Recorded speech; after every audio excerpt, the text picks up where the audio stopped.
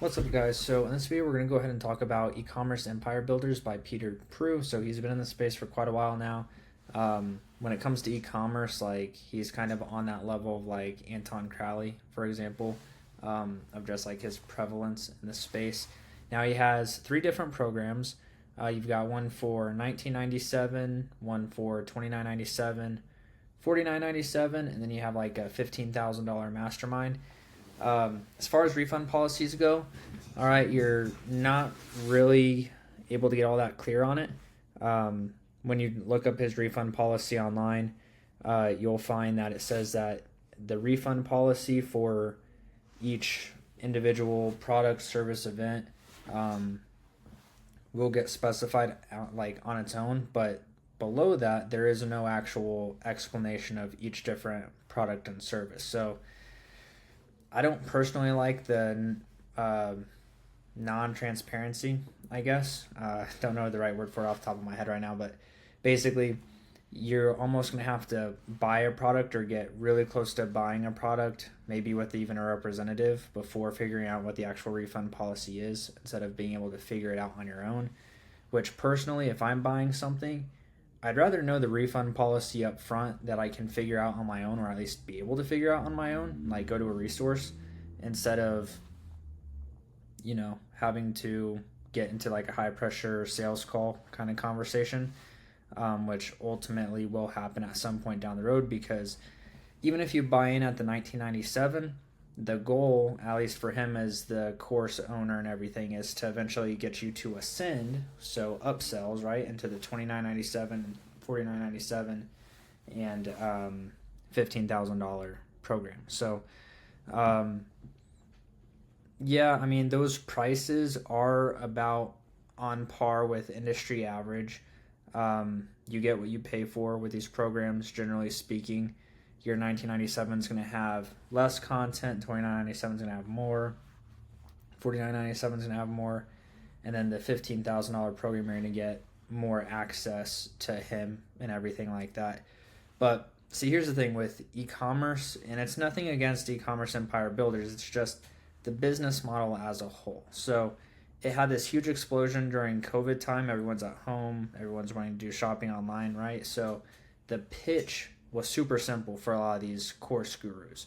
In fact, that's why many different course gurus actually quit their own stores, because they realized how much competition was coming in, to where they just focused on teaching the business model.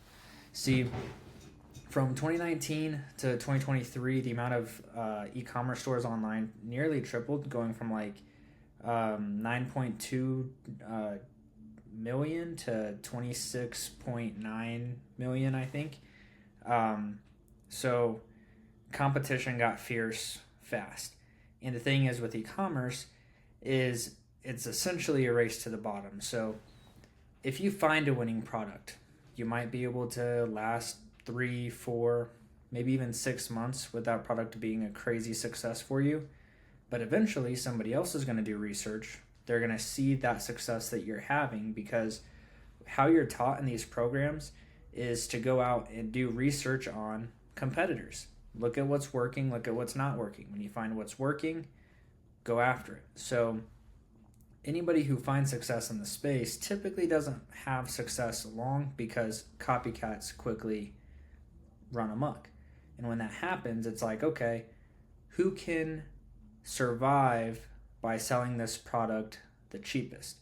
And then your profit margins shrink. And it's like this crazy endless cycle, and it really sucks. The e-commerce gurus, nothing against Peter Prue, they just don't tell you about this.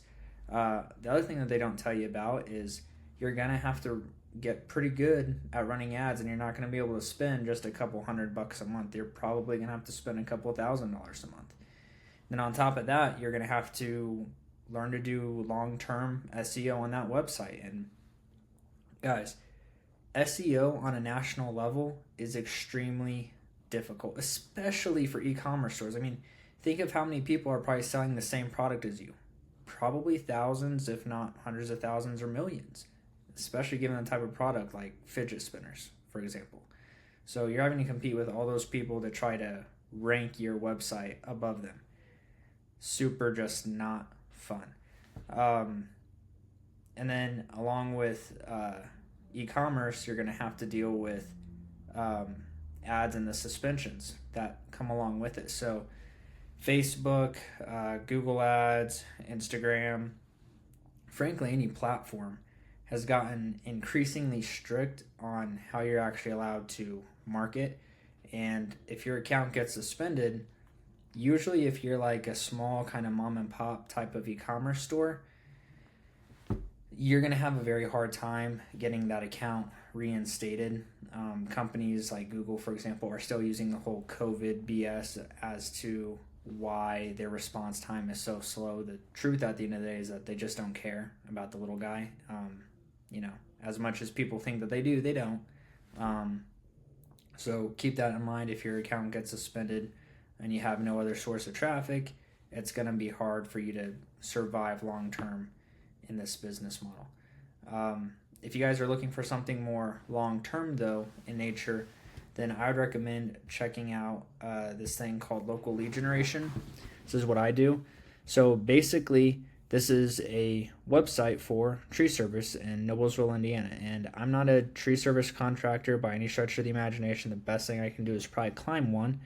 But what I did was built out this website, wrote the content, and over the course of 6 to 8 weeks, I wound up ranking #1 in Google.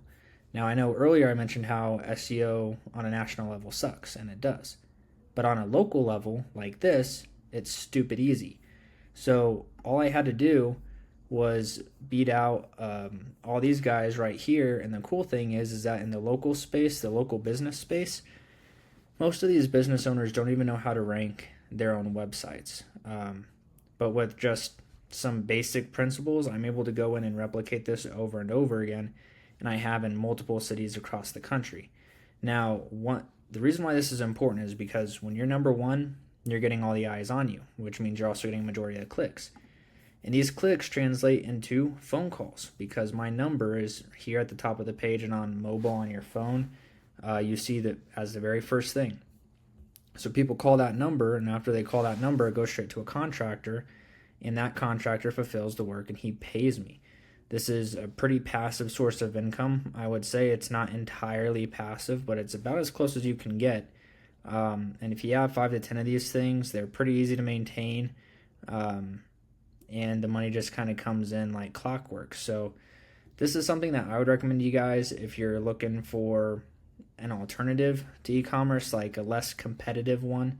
Also, just more passive, because you're going to have to get tied up in a whole bunch of research and shipping and fulfillment and all that stuff with e-commerce, and you don't have to worry about any of that here. It's as simple as building a website, throwing on a tracking phone number, and calling it good. Your overhead expenses are extremely low. You don't have to worry about ad spend whatsoever because you do this with Google Organic.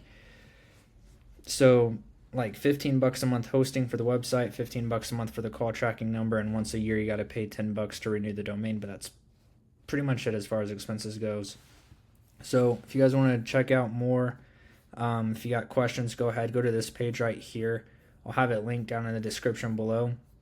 But it'll answer every question you could possibly have about how you can get started doing the same thing I am. So if you guys found this video helpful, go ahead and give me a like, share, comment, subscribe, and I'll see you in the next one.